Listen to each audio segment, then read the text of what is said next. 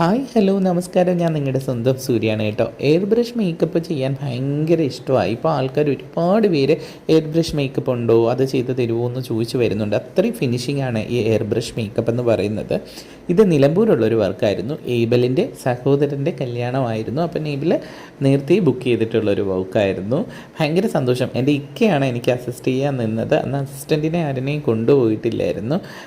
അന്ന് രാവിലെ തന്നെ എനിക്കൊരു ഗുരുവായൂർ ബ്രൈഡ് കഴിഞ്ഞിട്ടാണ് പോയത്. ഈ മോൾക്ക് പ്രത്യേകിച്ച് ഒരു സജഷനും ഇല്ല. ചേച്ചിയുടെ ഐ മേക്കപ്പ് വേണമെന്ന് മാത്രമേ പറഞ്ഞുള്ളൂ.